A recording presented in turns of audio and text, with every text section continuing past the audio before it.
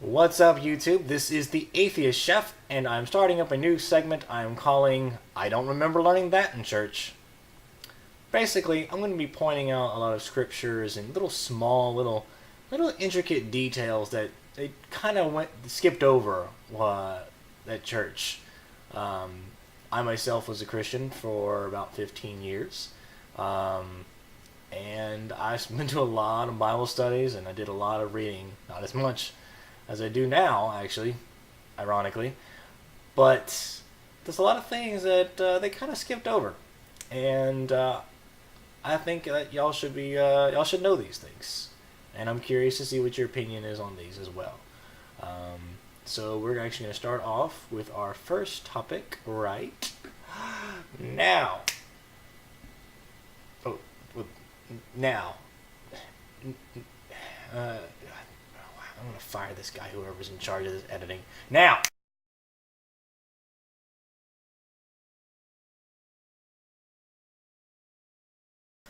Alright, so I'm going to kind of give you the really brief version. Moses, raised by Pharaoh, he kills an Egyptian slave owner, or dude that was just beating up a slave. He kills him, and so he runs away. So good time passes. He gets married to an Egyptian chick named Zipporah. Zipporah? I'm just going to call her Zippy. Zippy works. So he marries Zippy, and he has a son. And God tells Moses that, hey, look, I know you killed a guy, and apparently everybody's forgotten that you killed a guy, so it's probably safe for you to come back now. So Moses grabs Zippy and his new boy, which is no name, so I'm going to call him Zippy Jr., and they head over back to Egypt. And God tells them, hey, look, go to the Pharaoh and, do the whole free my people business, and so on and so forth. That's Exodus 4:19 through 24. At least that last little bit, so you can feel free to check up on this yourself. I'm sorry, 4 to 23. But the part that I'm talking about is Exodus 4:24, and I'm going to read it right here. At a lodging place on the way, the Lord met Moses and was about to kill him. So God came down from heaven and was about to meet up with Moses and kill him. Well, what for? Why, he just told him to go back to Egypt and go free his people. Why would he want to kill him already?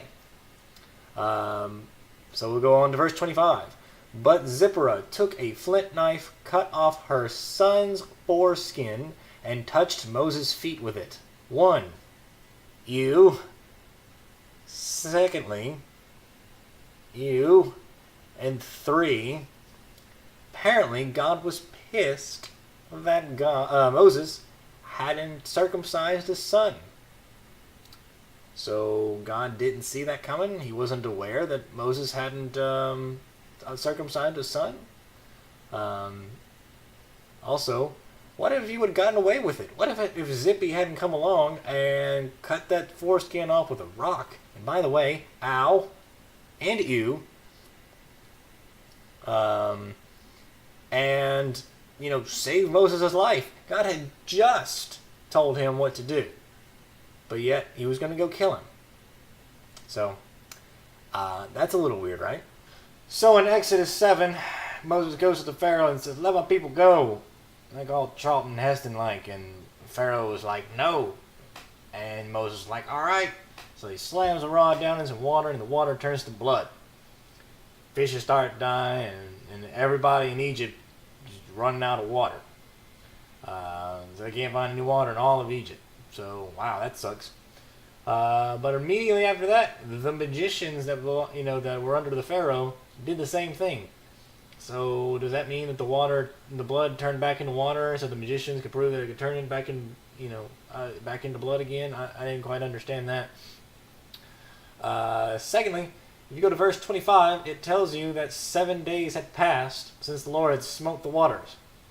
7 days without water. In most harsh environments, you come across 3 to 7 days where you can live without water, and that's pretty much assuming you're living a pretty sedentary lifestyle and not actively working like the slaves were. So, and they say that some people can live, 8 to 10 days without water. So how did everybody not die there, or mostly everybody, or the animals and all the the stuff that were dependent on water? How did they not die? So the second plague, frogs. Moses comes up to Pharaoh and he's like, "Let my people go," and Pharaoh's like, "No," and Moses is like, "All right, frogs it is then." And so he summons up a whole crap ton of frogs, and the magicians are like, "Hey, I can do that too," and so they summon frogs as well, which is kind of weird, assuming that magic isn't real. How do they summon up frogs? Next point. So now we get the third plague. Moses is like, "Let my people go," and Pharaoh says no, and he's like, "Fine, whatever." Lice that was transformed from all of the dust from the earth. That's a lot of dust considering you're in a high desert-ish area. That's ridiculous amounts of lice. The magicians tried, but they couldn't do it. So the magicians are figuring out, holy crap, this is really God doing this, but yet the Pharaoh's heart is hardened. And of course, I'm not going to go into too much detail because we've heard this 100 billion times, that it's God actually doing the hardening of his heart to make his glory greater. So just know that the Pharaoh is still not convinced, obviously. So a little bit later, he sends out flies for the same reasons, because the Pharaoh isn't letting his people go. Nothing big there. But then comes the fifth plague, and it's the scripture, chapter 9, verse 3. "The hand of the Lord will bring a terrible plague on your livestock in the field, on your horses, your donkeys, your camels, and on your cattle, sheep, and goats." So God is killing pretty much everything. Everything is going to die. So apparently God's starting to play some hardball here. He's got no water in Egypt. It's all blood now. It's been 9 days. It smells like dead frogs. There's lice everywhere. And then there's fleas. Or flies, rather. So with all those dead carcasses, man, that's got to be a sweet smelling aroma. So we get the plague with the boils, not a big deal. Then we get the next plague, which is where God says he's going to rain hail on everybody and kill all the cattle again. Which we already saw the cattle die earlier when he killed the donkeys and the sheep and the etc., etc. But apparently there was more, or they didn't all die or something. But he's killing them again. He destroyed all the herbs in the field and break all the trees in the field, and he killed all the men that were in the field, so everybody's dying and dead. So that's great. Good job, God. So then God starts playing a little more hardball, and he sends out locusts, and they eat all of the grass of the field and of the land, but which is weird because though there was no water and the hail had already come down and everything was covered in deadness, but yet there was still plenty for the locusts to eat. Okay, so that's cool. Let's see what's next. So then he does another plague where he gets 3 days of darkness. And so let's do the math, folks. 7 days with the blood river that's still going on. And then a day where God told him to wait the next morning. And I think it happened again a little bit later. So it's at least 11 days with no water. Then we have maybe 3 or 4 days without food because all the animals are dead and all the herbs are dead, and a lot of bad things are happening. How everybody isn't dead or dying in that Egyptian kingdom is beyond me. But let's go on to the next point. So we get to the 10th and final plague, killing the firstborn of everybody. Except for the Jews, because, he had that really cool trick where if you painted your doorway with the blood of a lamb, because, God couldn't figure out the difference between his chosen people and the regular Egyptians. And so not only at night does he go through and kills everything, but then he also kills all of the cattle, the firstborn of the cattle. I thought all the cattle were dead twice, but now he's killing them again. So that's a neat trick, right? On a side note, you know that scripture where it talks about that they followed a pillar of cloud by day and a pillar of fire by night? That's actually a volcano, which is really interesting to me because I didn't know they had volcanoes over there. But yeah, that's actually a volcano. So that's kind of cool. So let's review. About 11 days with no water. Everything's destroyed. Their foods are gone. The cattle are dead. The horses, the sheep, everything, every livestock is just dead. And so the people are on their way. So Egypt should be just utterly just destroyed, and its people should be dead. However, you go a little further down in Exodus 14, you see that the Pharaoh gathered 600 of his men in chariots. They were led by horses.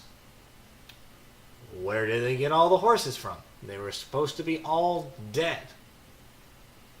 So, apparently God doesn't kill enough, or he lied when he said he killed all the horses. But, I digress.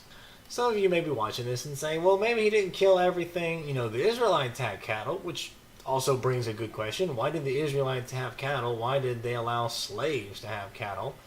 And then after all the Egyptians lost all their cattle and all those other animals, why didn't the Egyptians take it from the Jewish people? Apparently they either forgot or whatever. Everything in this story, though, it doesn't add up. I mean, he killed cattle 3 times. The Egyptian civilization would have been utterly destroyed without water or food or any plant life or anything of that nature. But yet he was able to summon 600 horses and chariots and soldiers, and which they should all be dead or dying. It just doesn't add up.